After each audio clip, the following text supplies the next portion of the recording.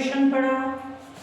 अब जो ये बेसिक कॉन्सेप्ट है, अगर अपन ने कोई वेक्टर लिखा है ना, वेक्टर है, उसको अपन एक इंडेक्स से शो करेंगे ए आई। इस ए आई का मतलब क्या होगा, उसके कंपोनेंट्स A1 A2 A3 की फॉर्म में।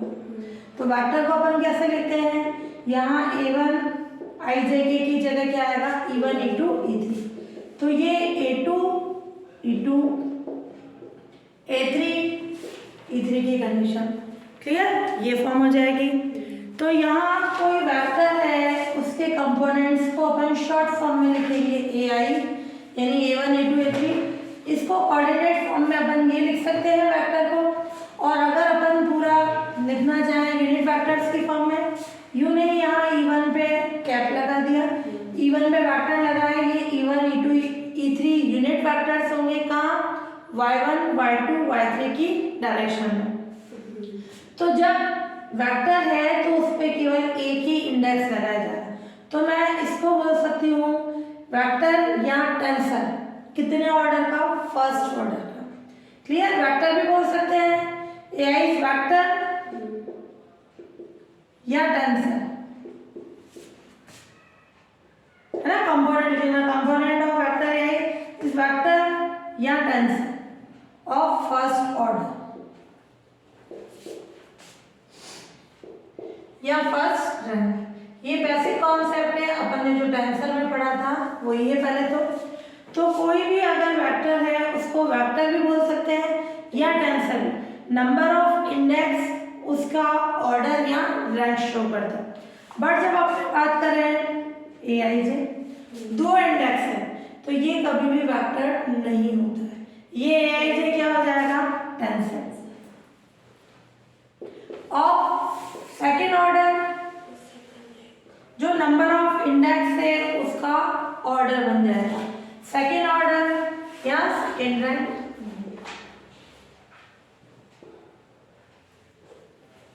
क्लियर। फिर ऐसे ही अगर मैंने 3 इंडेक्स ले लिए, नंबर ऑफ इंडेक्स बढ़ाते जाएंगे, वो टेंसर ही होगा। तो जब इंडेक्स 2 या 2 से ज्यादा हो, टेंसर की फॉर्म।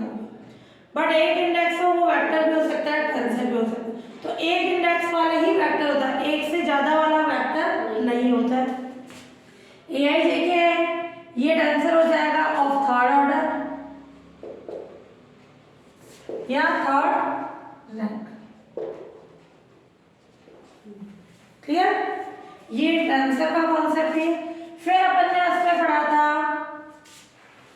आइंस्टीन समेशन कन्वेंशन ना, यानी आइंस्टीन समेशन कन्वेंशन। इसका मतलब क्या है कि आइंस्टीन ने समेशन को हटा दिया था। कैसे, जैसे अपने पास मान लो है dxi summation i 1 to n, i नहीं लेते j, और ये डेल एक्स बार जे डी एक्स बार जी। क्लियर, ये अपन ने इसका क्या बनाया था, चेन रूल, पार्शियल के कंप्लीट की कंडीशन से कि ये एक से ज्यादा पे डिपेंड कर रहा है। तो ये del x i upon del x bar 1 d x bar 1 del x i del x bar 2 d x bar 2 in general del x i del x bar n d x bar n की condition. ये rule simple अपन ने लिया था कि अगर अपना y जो है फंक्शन है किसका, x और z का, x और z एक ही वेरिएबल पे डिपेंड कर रहा है t पे, g भी t पे डिपेंड कर रहा है, ये x g1 t और z भी t पे डिपेंड कर रहा है कि y डिपेंड कर रहा है x और z पे, x और z t पे। तो इसके लिए अपन ने चेन रूल बनाया था, जब ये एक से ज्यादा पे कर रहा है, ये y भी t पे, जब एक वेरिएबल पे डिपेंड करेगा तब कैसी कंडीशन आ जाती है अपने पास, ऑर्डिनरी डिफरेंशिएशन। और एक से ज्यादा पे करता है तो पार्शियल।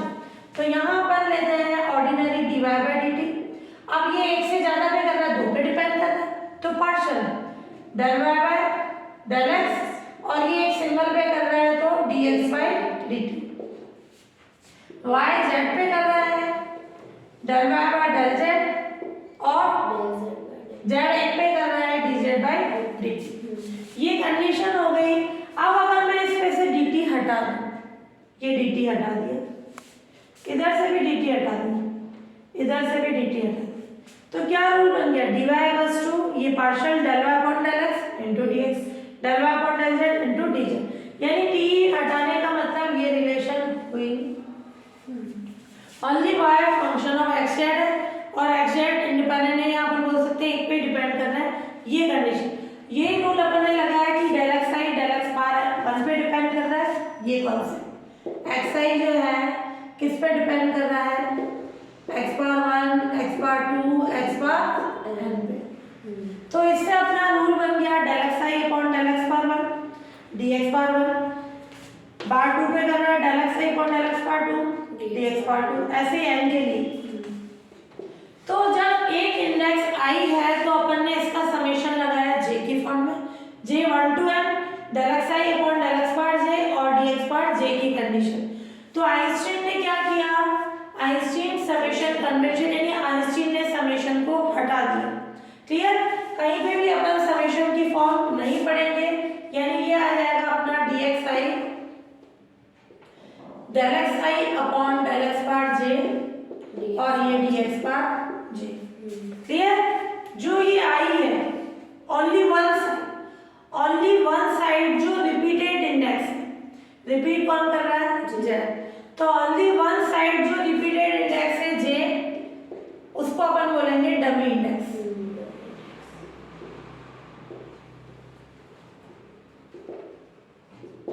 क्लियर, और हमेशा समेशन डमी पे आता है, डमी को अपन अपनी इच्छा से किसी में भी बदल सकते हैं, जैसे मैंने ये j का, इस पे j का समेशन लगा, i ऑलरेडी था, तुम k का लगाओ तब भी राइट है, k1 to n del x i del x bar k dx bar k open करोगे ये है, चाहे मैं n लगा दूं तो इसका मतलब डमी को अपन अपनी इच्छा से किसी में भी बदल सकते हैं, ये डेल x i तुम del x bar k dx bar k, only one side की बात करें, जो रिपीटेड होगा वो डमी, यूं नहीं तुम बोलो i भी रिपीट कर रहा है, अपन ओनली वन साइड या तो लेफ्ट ले रहे हैं या राइट, और जो बचा हुआ है एक ही बार आ रहा है वो i क्या कहलाता है, फ्री इंडेक्स।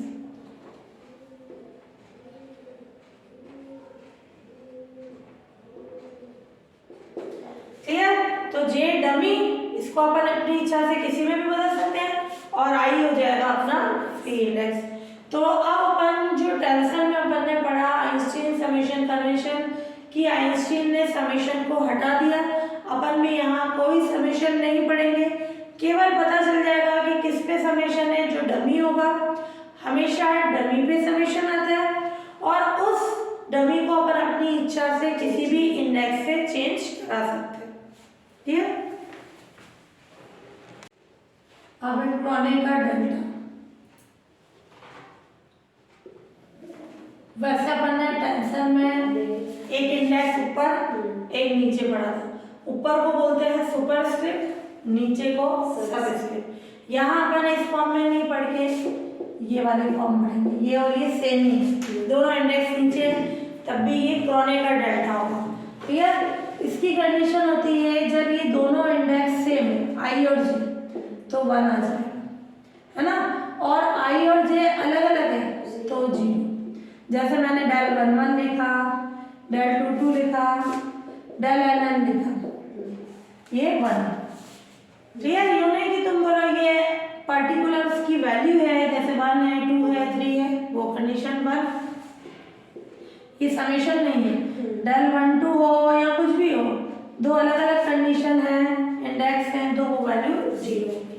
बट अपन ने जब j की जगह i रखा, डेल i है, इस i का मतलब ये इंडेक्स दो बार आ रहा है, तो इन जनरल इस पे समेशन है।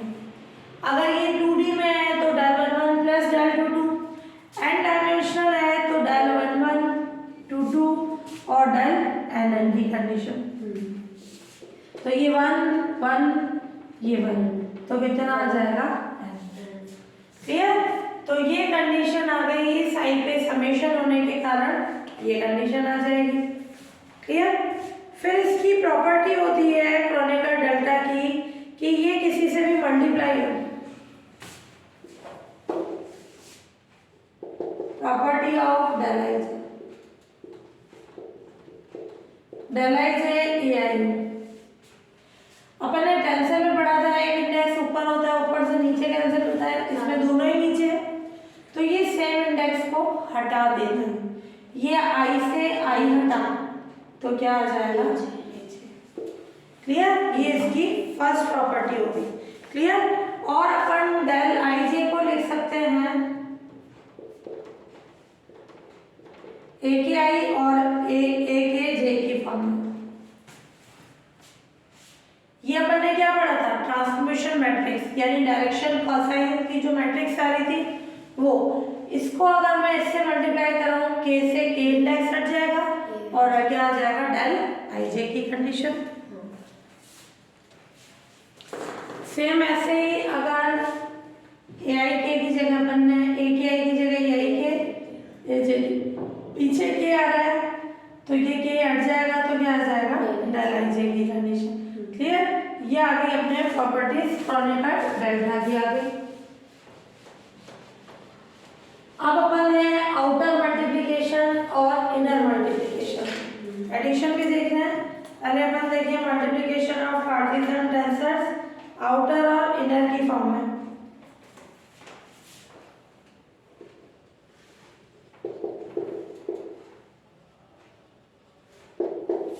मल्टीप्लिकेशन ऑफ कार्टेशियन टेंसर, ध्यान से देखना, जैसे ये दो टेंसर है, क्लियर, अलग अलग इंडेक्स हैं इन पे, तो यहाँ अगर इनको मल्टीप्लाई करा देंगे, कितने ऑर्डर का है, सेकेंड ऑर्डर का, ये भी सेकेंड ऑर्डर का, कितने ऑर्डर का भी हो सकता है ना, सेकेंड का। जब इनको मल्टीप्लाई करा रहे हैं तो एक नया टेंसर होगा, ये कितने ऑर्डर का हो जाएगा, फोर्थ ऑर्डर का। तो ये कहलाता है अपने आउटर मल्टीप्लिकेशन, क्लियर। तो दो टेंसर को जब यहाँ एक वेक्टर टेंसर और कुछ भी एक इंडेक्स भी हो सकता है, आपस में मल्टीप्लाई कर रहे हैं, ये सेकेंड का है या थर्ड का, किसी का भी है, तो इनके ऑर्डर का सम से एक नया टेंसर बन जाता है, क्लियर। वो भी हमेशा एक टेंसर होगा। तो ये दो टेंसर को मल्टीप्लाई कराया जाए तो अगेन वो क्या होता है, टेंसर, और इन दोनों का ऑर्डर क्या है, आई जे के आर, तो ये सी आई जे के आर की कंडीशन, तो ये फोर्थ ऑर्डर की कंडीशन हो जाएगी। ये तो था आउटर, फिर इनर।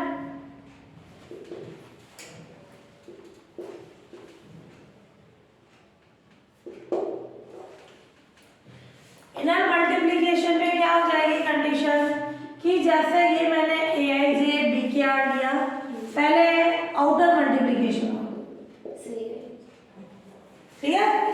आउटर होने के बाद इसका कॉन्ट्रैक्शन होगा, कॉन्ट्रैक्शन हिंदी में बोलते हैं संकुचन, कम कर देना, लेस कर देना। ये फोर्थ ऑर्डर का है तो यहाँ भी इसका इंडेक्स कम कर देगा। कम करने का मतलब मैंने जैसे आई और आर इक्वल ले लिए या के और आर इक्वल ले ली, तो वो उसको हटा देगा। तो ये क्या कंडीशन ले रहे, सी आई जे के, यानी अपन ने के की जगह आर रख दिया, तो एक नया टेंसर हो जाएगा, उसका के हट जाएगा और ये डी आई जे की कंडीशन आ जाएगी। ये उसका क्या हो जाएगा, इनर प्रोडक्ट। अब addition and subtraction of vectors and cartesian tensor, चाहे वो वेक्टर हो चाहे टेंसर हो, उनका एडिशन होने के लिए या सब्ट्रैक्शन होने के लिए उनके लिए कंडीशन होती है same rank and same type. Same rank का मतलब इसके अंदर दो इंडेक्स है, क्लियर। तो इसमें भी दो ही होंगे, ये हो गया रैंक की कंडीशन, क्लियर। और यूं नहीं कि मैंने ये बोला कि ए आई जे है और दूसरा इस फॉर्म में कि तुम बोल दो ये सेम रैंक होगी। हाँ, इसका रैंक भी 2 है, इसका भी 2 है, नंबर ऑफ इंडेक्स इसके रैंक को शो करता है। टाइप का मतलब इसमें दोनों नीचे आ रहे हैं, 100 में है, इसमें भी नीचे आना चाहिए, सबस्क्रिप्ट होना चाहिए, क्लियर। वो टाइप कहलाता है। हाँ, दूसरा अगर मैंने ये सिंपल में ये बार में ले लिया दूसरे कोऑर्डिनेट में, बार का मतलब होगा अनदर कोऑर्डिनेट सिस्टम, कि एक अगर xi में है दूसरा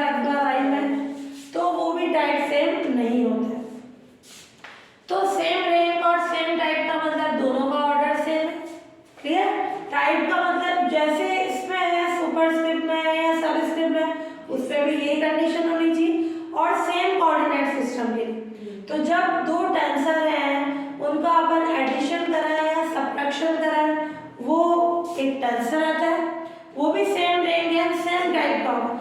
इनका टेंसर का रेंज था 2, तो इसका भी 2 हो जाएगा।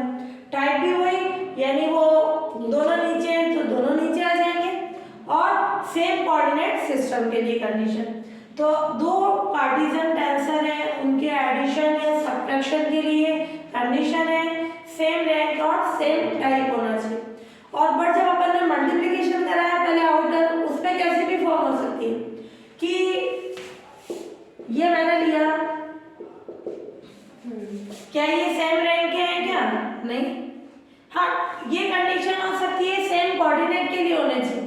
टाइप की भी कंडीशन बस केवल कोऑर्डिनेट सेम होना चाहिए, ये ऊपर नीचे भी हो सकते हैं। तो मल्टीप्लिकेशन चाहे आउटर हो चाहे इनर पॉसिबल होता है, बट एडिशन के लिए सेम रैंक और सेम टाइप की कंडीशन होनी चाहिए। क्लियर? तो उससे भी अपना अगेन क्या आ जाता है, टेंसर की कंडीशन। फिर अब अपन ले vector product of two vectors. Vector product of two vectors.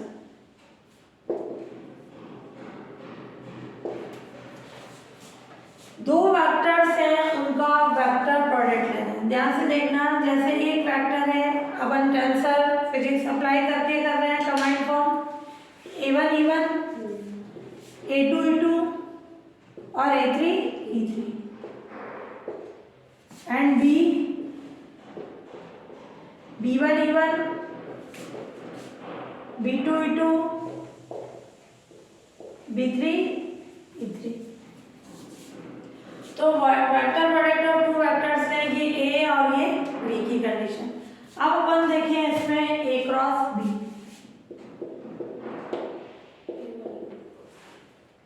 A cross B का पता है, जब दो वेक्टर्स को मल्टीप्लाई करते हैं अगेन एक वेक्टर ही आता है। सी ये क्या होता है, mod of A mod of B sine theta n क्या होता है, जैसे ये A वेक्टर ये B वेक्टर, इन दोनों के बीच में एंटीक्लॉकवाइज डायरेक्शन में एंगल थीटा, इनके बाहर की ओर परपेंडिकुलर कौन होता है, एन के, है ना। A के भी परपेंडिकुलर, B के भी परपेंडिकुलर। 3D का है बट अपन ड्रॉ नहीं कर सकते हैं, इसको 2D में कन्वर्ट करते हैं कि हाँ ये दोनों के परपेंडिकुलर। यूं नहीं देखने से A के लग रहा है ये B के भी होता है ये।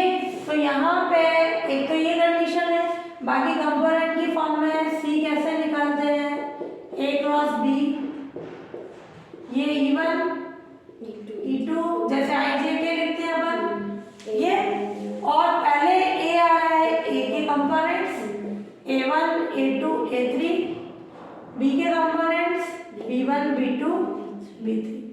तो इसको सॉल्व करें डिटरमिनेंट को, ये E1 A2 B3 minus A3 B2 plus E2 के लिए क्या आ जाएगी कंडीशन, ये कवर कर लेते हैं अगला, है ना, ये कवर कर लेते हैं। यहाँ तो ये ले रहे तो बीच में माइनस की कंडीशन से आ जाता है, और नहीं तो मैं ये कवर करके अगला ले लेता, यहाँ प्लस आएगा A3 B1 minus A1 B3, और ये A3 A2 B1, ये A1 B2 और माइनस के A2 B1। क्लियर? तो यहाँ अपन ने A क्रॉस B फाइंड किया। जब मैंने इसको कंपोनेंट फॉर्म में लिखा, C को भी मान लिया कंपोनेंट फॉर्म में, C1 E1 C2 E2 plus C3 E3 की फॉर्म में, और कंपेयर करा दिया। दो वेक्टर्स एक बार है तो कंपेयर करा दे। तो यहाँ मैं C को लिख लूँ, C को कंपोनेंट की फॉर्म में C1 E1 C2 E2 C3 E3 is equals to E1 A2 B3 minus A3 B2 plus E2 यह आ जाएगा A3 B1 minus A1 B3 और E3 A1 B2 minus A2B1। दोनों को कंपेयर कराएं, दो वेक्टर्स इक्वल होते हैं तो करस्पॉन्डिंग एलिमेंट्स का ये कंपोनेंट्स को कंपेयर करा दो। E1 का कोएफिशिएंट ये है, इधर ये, तो C1 क्या आ जाएगा A2B3 माइनस A3B2। C2 हो जाएगा A3B1 माइनस A1B3 और C3 हो जाएगा A1B2 माइनस A2B1। ये C1 C2 C3 की कंडीशन आ गई। इसको अपन चेंज कराएंगे परम्यूटेशन सिंबल में। क्या होता है परम्यूटेशन सिंबल?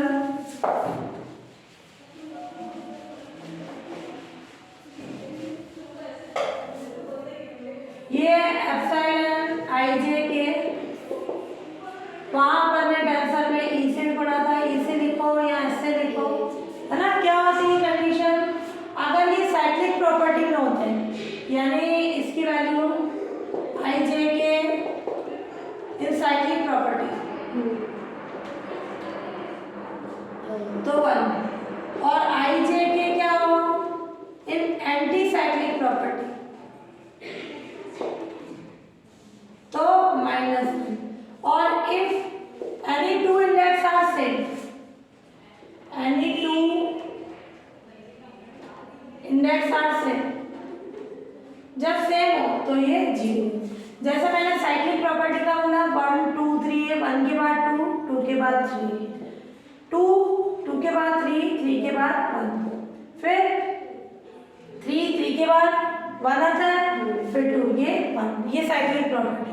एंटी साइक्लिक का मतलब क्या होगा? 1 है मैं 3 2 लिख दूं, 1 के बाद 2 नहीं आती, उल्टा आ गया 2 3 बदल गए, या फिर ये 2 1 3 या अपना इधर आ जाए 3 2 1 तो ये -1। और कोई भी दो इंडेक्स सेम होने पर वैल्यू क्या हो जाएगी? 0। तो यहाँ अपन इसको चेंज करा दें किस कंडीशन से? एप्सिलॉन की फॉर्म से। तो क्या आ जाएगी कंडीशन? इसको मैं लिख सकती हूँ एप्सिलॉन 1 JK, ध्यान से देखना, AJ BK। मैंने JK की वैल्यू रखी 2 और 3 रखी तो A2B3 1 2 3 तो 1 आ जाएगा। और JK डमी हो गया, इनकी वैल्यू अपन ने क्या रख दी इस कंडीशन में 2 3, और दूसरी भी आ सकती है 1 भी आ सकती है तो वो 0 हो जाएगी। केवल मैं नॉन जीरो कंडीशन बता रही हूँ कि 2 3 रखी तो यहाँ 2 3 से ये पॉजिटिव है। अगर मैंने 3 2 रखी तो एप्सिलॉन 1 3 2 क्या हो गया? -1 और ये 8 3 B2 दो टर्म्स बचेगी, बाकी सारी टर्म्स 0, दो इंडेक्स सेम होने पर, है ना। ये डमी है, दोनों पे समेशन आएगा, केवल नॉन जीरो की कंडीशन लिखी। ऐसे ही अपना ये एप्सिलॉन ये 3 और 1 की फॉर्म में, ये 2 नहीं है 2 JK और AJ BK रख के देखो 2 3 1 रखा अपन ने तो सीक्वेंस है, तो ये साइक्लिक होने पर 1 A3B1। ऐसे इसको रखा 3 नहीं है A3 JK डमी सब में सेम लगाना। ये अब इन सब की भी कंबाइंड फॉर्म से अपन ने क्या लिख दिया? क्या कंडीशन आ जाएगी? ध्यान से देखना, ये C1 है, ये C2, ये C3, ये 1 2 3 है। जब इनको अपन टेंसर में चेंज करा रहे हैं तो मैं लिख रही हूँ CI। जब 1 2 3 को I से लिखा तो इधर भी 1 2 3 किससे हो जाएंगे? I से। ये एप्सिलॉन IJ के AJ BK, ये आ गया अपने दो वेक्टर्स का क्रॉस प्रोडक्ट। CI की कंडीशन थी, क्या था CI अपने A क्रॉस B की कंडीशन। जब दो वेक्टर्स का क्रॉस प्रोडक्ट लिख रहे हैं, अपना C क्या था? A cross B। जब मैंने इसको इंडेक्स फॉर्म में लिखा CI तो इसकी इंडेक्स फॉर्म क्या बनेगी? एप्सिलॉन IJ के AJ BK। तो ये डायरेक्ट फॉर्मूला यूज में आएगा जब दो वेक्टर्स का क्रॉस प्रोडक्ट हो रहा है तो उसका इंडेक्स फॉर्म में क्या फॉर्मूला आ जाएगा? एप्सिलॉन IJ के AJ BK की फॉर्म में। Scalar product of two vectors, scalar product यानी अदिश गुणा। क्या होगा? A अपना होता है A1 A1 A2 और ये A3 B होगा अपना B1 E1 plus B2 E2 B3 E3। Clear? A और B की कंडीशन। अब अपन देखें A डॉट B कितना हो जाएगा, A1 E1 A2 E2 A3 E3 dot B1 E1 B2 E2 B3 E3। तो जब डॉट प्रोडक्ट कराते हैं तो जैसा उसमें I डॉट I1 होता है, ये अपन बोलते हैं I डॉट I1, है ना। किस कारण से होता है, जैसे A डॉट B का ये भी फॉर्मूला होता है अपना mod of A mod B cos theta.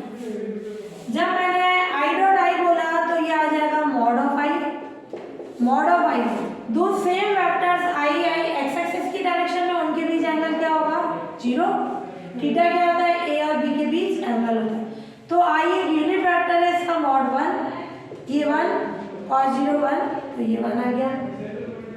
I dot J करते हैं mod of I mod of J, और इन दोनों के बीच एंगल I और J के बीच 90, तो cos 90 के कारण 0। तो अपन इससे 9 कंडीशंस आएंगे। तो E1 का E1 से डॉट प्रोडक्ट करेंगे 1, E1 का E2 से करेंगे 0, E1 का E3 से करेंगे 0। तो केवल क्या आ जाएगी अपने पास कंडीशन जो सेम वाली है, उस सेम के अकॉर्डिंग अपने पास फॉर्म बन जाएगी A1 B1 A2 B2 plus A3 B3। तो इसको अपन समेशन की फॉर्म में यानी इंडेक्स फॉर्म में क्या लिख सकते हैं, AI BI। ध्यान से देखना, मैंने J क्यों नहीं लिखा, ये सेम है, ये 1 1 है 2 2 है, सेम कंडीशन है, तो ये AI BI। तो जब अपन दो वेक्टर्स का डॉट प्रोडक्ट करा रहे हैं तो अपन ये फॉर्म लिखेंगे AI BI की कंडीशन। फिर अपने एप्सिलॉन डेल्टा आइडेंटिटी, ये ध्यान से देखना,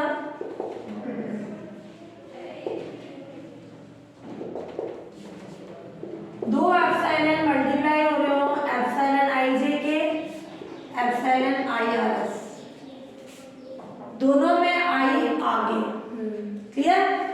और यहाँ एप्सिलॉन IJK की जगह मैंने लिख दिया JKI और एप्सिलॉन IRS साइक्लिक में है, इसमें एक पीछे इसमें आगे, क्लियर। या तो दोनों में आगे हो या दोनों में पीछे हो, वो भी चल जाएगा, या एक में पीछे और एक में आगे हो। तो एप्सिलॉन डेल्टा यानी ये दो एप्सिलॉन मल्टीप्लाई हो रहे हैं तो ये डेल्टा की फॉर्म में आएंगे। कैसे, ये आई हट के J सेकंड पे J इधर R है, डेल्टा J इधर थर्ड पे K है और इधर S। इधर वाला भी कॉन्सेप्ट देखो, I हटा दो तो J का R से, है ना, I हट गया, इधर का I, J का R से, K का S से उसका माइनस। अब अपन उल्टा कर देंगे, पहले J का R से ले रहे थे, अब J का S से लेंगे, डेल JS और K का R से। ये कहलाती है अपने एप्सिलॉन डेल्टा प्रॉपर्टी, यानी दो